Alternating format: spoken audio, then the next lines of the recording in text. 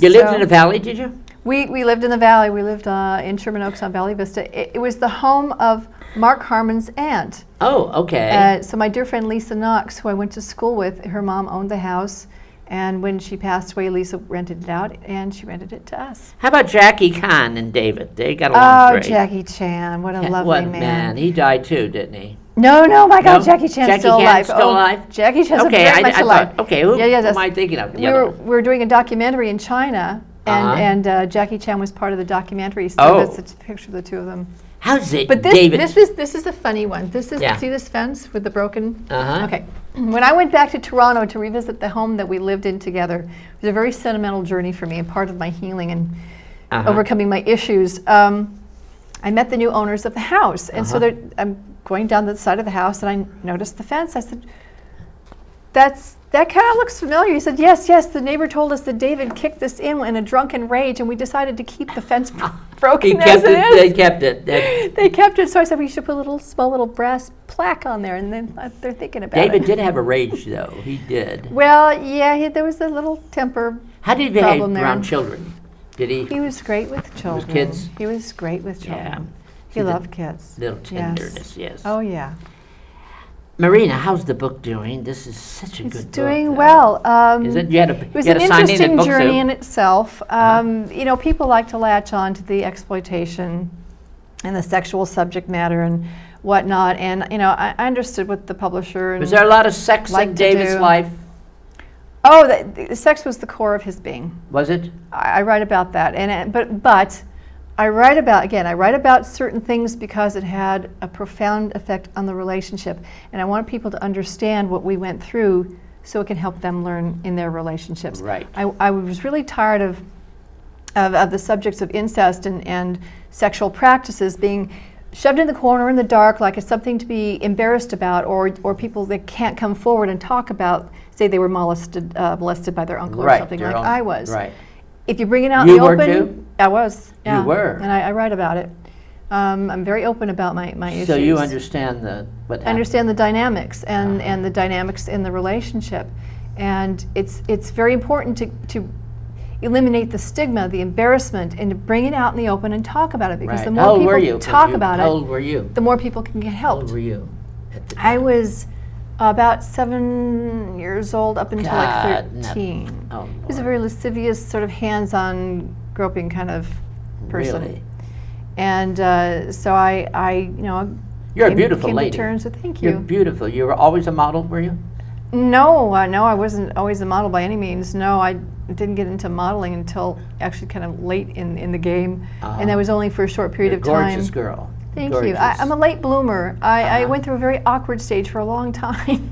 And you have brothers and sisters? I have one older brother. Older brother. Yes, and so I cover everything in the book, and I'm getting great feedback because people are saying thank you for talking about this. Thank you for opening the door to this issue. This book is really honest, believe me when I tell you. And as a matter of fact, I think that's maybe one of the things, if you look at it in a spiritual context, a positive about why David passed away in the way that he did. Right. He felt very protective over children. However, like you said, there was a dark side to David. Because he passed away in the way that he did, being a world icon, that does open up the door big time to talking about this stuff. But yet people still wanted to put it in the closet, and I'm like, no, we're going to talk about it now. I want to know about the tattoos, Marina. Marina, the tattoos. All these people have tattoos and these rings and those piercings. He had that too. Yeah, Tell me about all those. People are he actually, dark when they have these things with tattoos. Well, David had the most beautiful tattoos. They weren't your typical How many? Dark Did he have a black. lot, did he? Well, his whole backside. Did you know that Stallone right now has got the whole back tattooed? Oh, really? His mother's furious, yeah. Stallone. I haven't seen it. I'm curious to see what it looks like. But David had a lot of tattoos. He had a lot of tattoos, but it was like a canvas for just beautiful artwork. The rainbow colors and carp and tigers and mountains, and was he just spiritual? gorgeous. He must have been very spiritual. He didn't call himself spiritual. He always described himself as being a part of the cosmos, having more of a cosmic sort of attitude. Well, that's the Kung Fu, Yes. where he grew up. Yes, and he even wrote a song, Cosmic Joke, which is kind of the irony to it. So, but he definitely believed in astrology and psychics, and he paid attention to that. Yeah, he knew John Edwards too, I think. Well, John Edward came to our house like 3 days after we separated and did a reading for us. Oh, did he? But nobody came through for David. My dad came through for me and my uncle. And that's when John said, you're going to be rebuilding your foundation from scratch. And I didn't realize how intense This is an interesting book, Marina. The Eye of My Tornado, ladies and gentlemen. Yeah. You get it. That's a great picture of David right there. It's one of my favorite And you pictures. are glorious. Beautiful. Thank you. Just a beauty. And I want to say thank you very much. This is this at the bookstores now, out It's at now, Barnes right and Noble, now, all over. Matter of fact, Amazon, you're going to be doing Borders. you're going to be doing a thing at the Barnes and Noble, The Grove, the November Grove, 6th, November book the signing. 6th. At Yes. what time? At 2 o'clock. 2 o'clock in Saturday. the afternoon. And Okay. actually, people should know that the proceeds that ordinarily you get royalties. Right. I'm donating my royalties to Children of the Night. The Children of the Night. They I rescue love kids it. off the street. They Right. get them out of prostitution, Donating education. your things there. That's and I'm great. splitting that with animal rescue organizations. Thank you very much, Marina.